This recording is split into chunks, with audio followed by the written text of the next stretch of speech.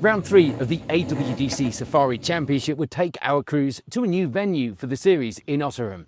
And with overnight rain, the conditions to start the day would be difficult to say the least. Leading after the morning runs would be Brian Birch, with Mitchell Birch and Merrill Richards sharing the co-driving once again. This only the second time in the new car. It was clear that they were getting used to things already. Luckily for the crews, the course was drying as the morning went on, allowing them to push a little more by the midpoint of the day.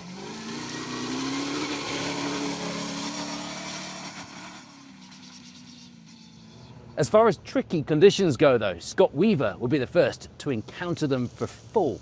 Running first on the road this weekend, so there would be no tracks to follow. It may have been a struggle at first, but he was still only 16 seconds off that lead. Taking the lead though in Class 8 for now. And Toby Cox with Tim Tennant alongside will be the third car on the road, also finding that it hadn't had the slippery top layer scrubbed off just yet. They were going well though, and aside from a brake issue at the start of the fourth run, things were going somewhat to plan. Third overall, second in Class 9 to prove the point at this stage.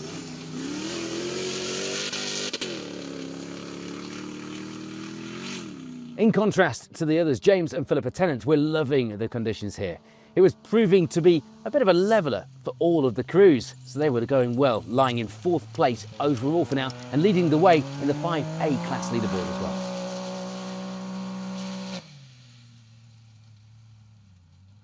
This weekend would mark the first time out in 4 years for Lee Newcomb and Tyler Skelly. There had been some upgrades to the car in that time as well, so it was good to see things going well.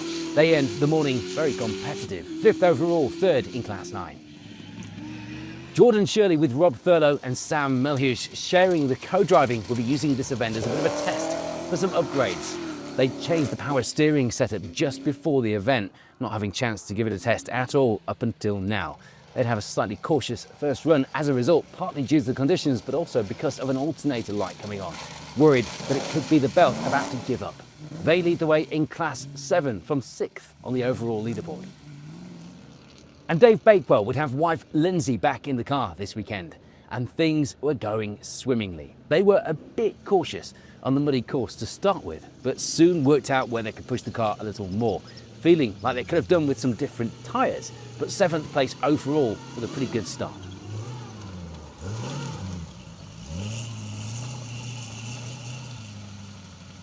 This would be a first time in these conditions for Kieran Fogarty and Jago Couch. The course had changed a little since they drove around it the day before due to some parts being just too muddy, and that caused some confusion with the route, but apart from that, things going well overall to be in 8th.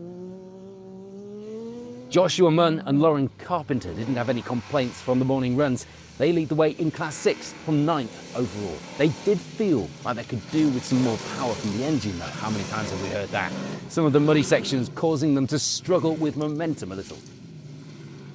And rounding out the overall top 10 leaderboard at this stage will be Will and Marcus Gilding. This the first time competing for Marcus in the co-driver's seat. They'd have a coolant leak after the first run that would need to be looked at, actually having to take a hose off the road car to do so. But they get it looked at and they get it fixed and back out, catching up the runs to lie 10th overall, 2nd in Class 7 for their efforts. The new gearbox and clutch were going well for Hamish Grundy and Steve Lane. They were loving the course and will be leading the way in Class 4 at this stage. Cy Badge and Matt Hancock, meanwhile, would take it easy on the first run while they got used to the tough conditions. Even so, a few wide lines would cost them some time. But as things started to dry, they tidied things up, taking 13th on the overall leaderboard for now.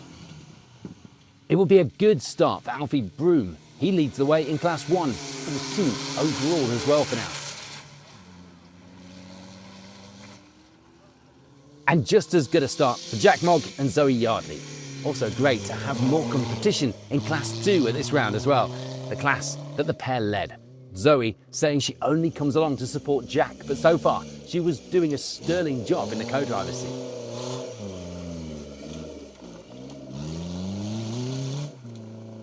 Things have been going well, meanwhile, for Samuel Herod and Adam Weaver, but they'd snap a track rod end on the second run of the day, getting them a maximum They dropped down the order as a result into 25th overall.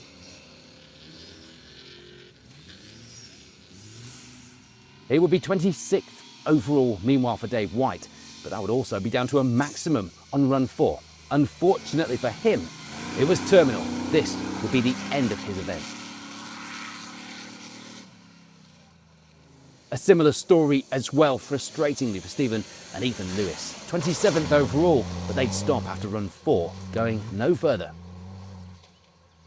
Mike Cheriton will be having some trouble as well. His event coming to an end early into the afternoon, but not before a maximum on run 2 put him right down the order. The afternoon issues would involve him ending up on his side on one of the corners. Bruce Mallet would only get 2 clean runs, if you can count the muddy first run as a clean one. Maximums on the following 2 would be enough to end the event for his weekend.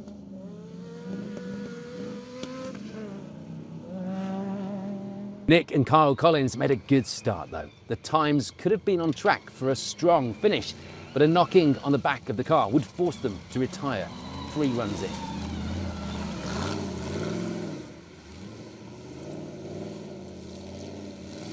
And the attrition would continue. We also lose Ricky Fletcher, the car overheating on run 1 when the water pump failed. And again on run 2 when the radiator split.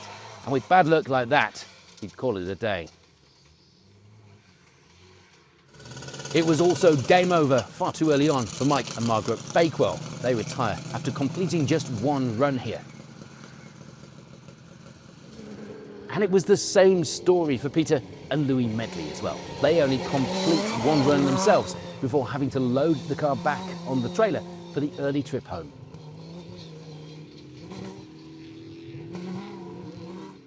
So with an attrition-filled morning on the course, the runs are complete. And at the halfway point here is how the results are looking at the top of the leaderboard.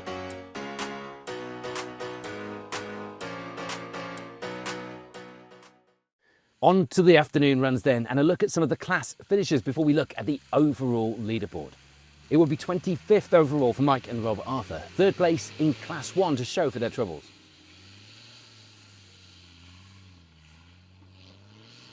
The times were good for Samuel Herod and Adam Weaver, but that earlier maximum time had done the damage already. They'd take 24th place overall, but if it hadn't been for the issues, they could have been knocking on the door of the overall top 10. For Chris Reet, it was 3rd place in Class 4 this weekend. He finishes with 23rd on that overall leaderboard as well.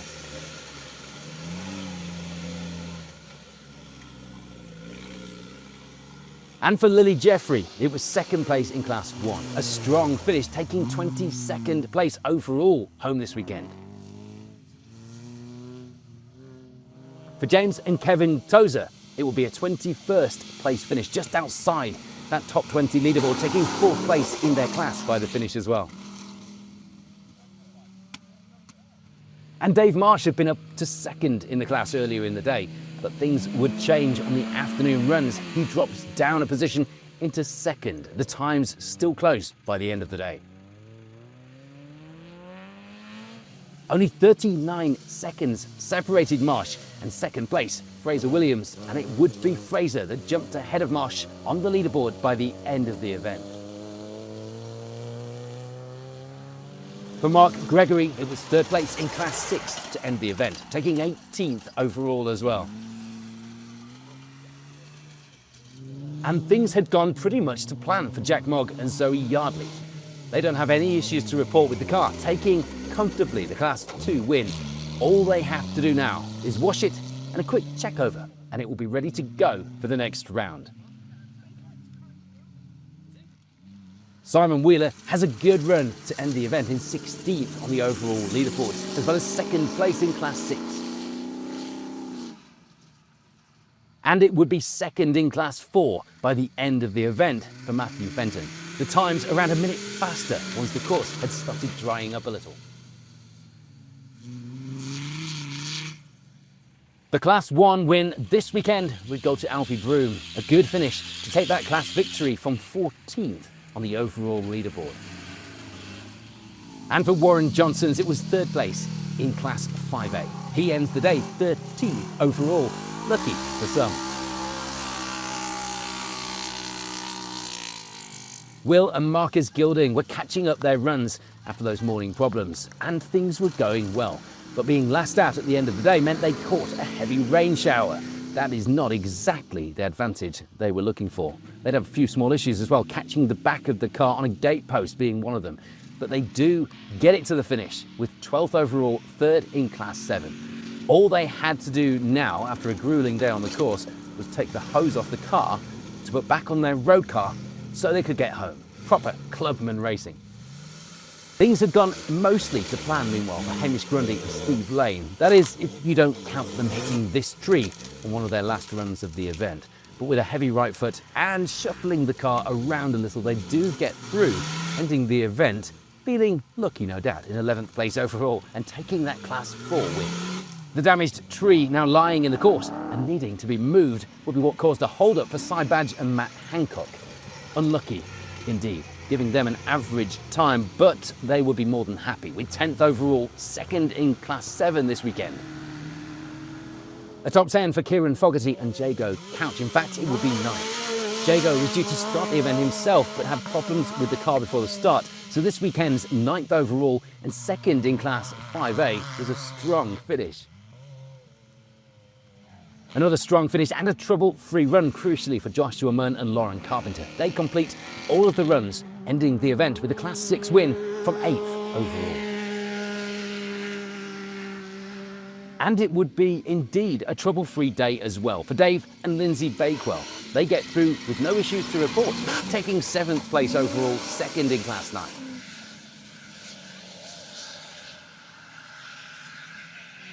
After a change of auxiliary belt to solve that alternator light issue from earlier in the event, it would end up being a pretty trouble-free run for Jordan Shirley and Rob Thurlow and Sam Melhuish, of course, alongside. Up to the last run of the day, that is, the pair get a puncture that would cost them a little time. They do still take the Class 7 win, though, from 6th overall. Not bad for damage limitation. James and Philippa Tennant will be more than happy to see some more rain this weekend, but the drying conditions meant that they'd lost some of that advantage that they'd held in the earlier slippery conditions. They don't quite manage to hold on to 4th place, but will be more than happy with 5th overall and that all-important Class 5A victory. Lee Newcomb and Tyler Skelly weren't fans of the wet conditions, so they were glad when it dried up. That would allow them to end the event in a strong 4th place overall and taking that Class 9 win with them, even with a minute's penalty earlier in the day. Toby Cox and Tim Tennant had traced the brake issue to a melted vacuum pipe, so a quick repair to that would have them back up to speed again. They'd have a good afternoon as well to take 3rd overall, their best results so far in the AWDC. But there was still more to come with some development we were promised. The big change, though, after all of that, would come at the top of our leaderboard, with day-long leaders Brian Birch, Mitchell Birch and Merrill Richards having to settle for 2nd place, missing out on victory in the very last run of the day and by just 2 seconds. It was excruciating, but it didn't dampen their spirits at the end of the event. This was still a fantastic finish in the new car. But all of that and a cracking battle means it's victory for Scott Weaver. He went into the final run of the day with 7 seconds to go, but he wanted to overhaul and take that lead, and a big push allowed him to take that win by just a couple of seconds. A close finish, great racing here in the AWDC, and a well-deserved victory for Weaver. So with the 3rd round of the championship complete, and a new venue under our belts, no doubt a favourite for some, less so for others. Here's a reminder of how that overall leaderboard looked after 8 runs here at Otterham. Yeah, I mean, we were going well all day. We were battling for the rain, and luckily the rain kept off. And yeah, just by 2 seconds, we were 7 seconds down at the start of that run, and now we're 2 seconds up. So yeah, 2 seconds in it in the end between us and Brian. So yeah, very happy with that. Very happy with the result. We were behind all day, so yeah, we're very happy to have come out on top. Very happy indeed. Yeah. Well done, Scott, the big guy. Great day. Well done him. Chased, done what we can. I get tired. Yeah, get even more tired tomorrow. So no, all great. Chuffed a bit. Great venue. Thank you everybody. Thoroughly enjoyed. More of the same next time. Had an absolutely fantastic event. yeah, obviously with the rain we had yesterday, it gave everybody a bit of a sort of a wake-up call. First lap, got in, I had a bit of a shake on of going, actually we've got that under our belt, now we can settle in. So then just, really just tried as hard as we can, kept it consistent, and tried to make sure we improved all the time rather than the sort of plateau out and not make any further improvements. So good. We picked up a penalty, or were awarded a penalty, but that was then taken back off us because we did go through the gate. We just went round the different side of a warning board, and Matt catapulted us up to third, so really happy. And what's it been like keeping him on the straight and narrow this weekend? Interesting, but easy really, because the car handles so well. It's been a lot of development's gone into it, from the steering through the suspension, and it handles absolutely first class. And we've been so lucky with the weather, and it's just got faster and faster as the day's gone on. So altogether, a great day's racing. And particularly a huge thanks to the All-Wheel Drive Club and to Cornwall and Devon Land Rover Club for putting on a great event. Fully looking forward to coming back again next year.